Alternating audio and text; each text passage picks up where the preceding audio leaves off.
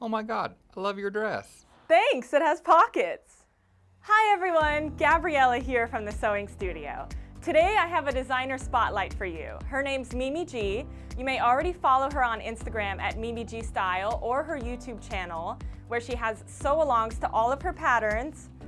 Today I'm wearing one of her dress designs made with fabric she designed for Riley Blake. I'll talk about the dress in a second. First I want to tell you a little bit about Mimi G. She designs sewing patterns, hosts a podcast, designs fabric, and so much more. Everyone loves her, including me. Her sewing patterns are always on trend and so fashionable. Her husband even sews. His Instagram is at Norris Danta Ford, and he also has a YouTube channel where he makes super cool menswear.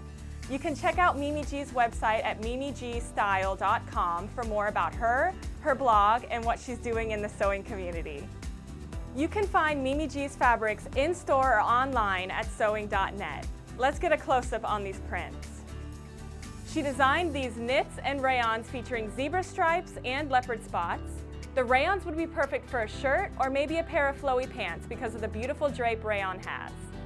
I also love the colors she used. They feel modern and fun, which is what I personally prefer, especially with animal prints. These knit fabrics would be perfect for anything from pajamas to a nice dress like the one I'm wearing. You can dress them up or down. Okay, now let's talk about the dress I made. I traced and cut out a view A and a size 14, but I probably could have sized down to a 12 because I ended up having to take the bodice in a little bit. Sometimes it's necessary to size down, especially when you are working with stretchy fabrics. I always use pattern weights and pins together to cut my garment pieces out. The pins hold the pattern to the fabric, and the weights hold everything down, so it's all more steady when I'm cutting. The weights I'm using here are nuts and bolts I found at my local hardware store, but I've linked some pattern weights I also like to use. I always like to have 2 scissors with me when I'm cutting out a project. A medium-sized pair of Ginger scissors for the majority of the cutting, and little Kai snip scissors that you see me using to snip my pattern notches. Any other pattern markings I make with my trusty dual-tip Dritz marker that has both air and water-soluble ink. Chalk works great too. Okay, I want to fill you in on a couple of tips I have if you want to make this dress. First, the pattern calls for 1 yard of 1 1/4 inch elastic, but according to the sew-along I watched, no elastic was used in the making of the dress. If I used elastic, I would have sewn some thin clear elastic into the seams of the bodice where the band connects to the skirt to provide a little more stability, but it's not necessary.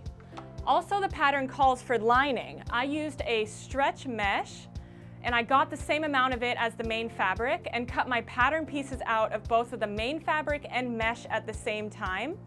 I originally wanted to line the skirt part of the dress to give the knit more substance, but it actually helped a lot in the end because I was able to stitch the inside part of the pocket to just the mesh inside the skirt to hold the pockets in place and keep them from coming inside out. I was really happy with how that worked out. I finished the inside seams of the bodice with my serger because they showed through the mesh, but if you aren't using a see-through lining fabric, you would not have to finish your inside seams as no one would be able to see them. Also, stitching stretch mesh is kind of a delicate task, so if you wanted to try it like I did, I would recommend you sew slowly. If you are worried about sewing with stretch mesh, just use a thicker, more stable fabric for your lining. The last couple of things I wanted to mention would be to baste stitch when you are supposed to. A baste stitch is a temporary straight stitch with a long stitch length used to hold your pieces together until your final stitch is sewn.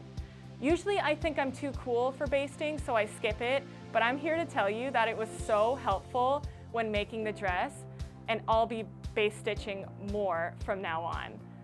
Last, before you stitch the midriff band onto your bodice, try your bodice on. Just slip it over your head to see if it fits okay. It's so much easier to take it in and make it smaller before you sew your midriff band on. I had to take my bodice in a little bit. I took it in the back, but it wasn't a big deal because I was able to do it without having to seam rip the midriff piece. If you do end up taking in some seams, just remember you will have to relay your changes to your other pieces.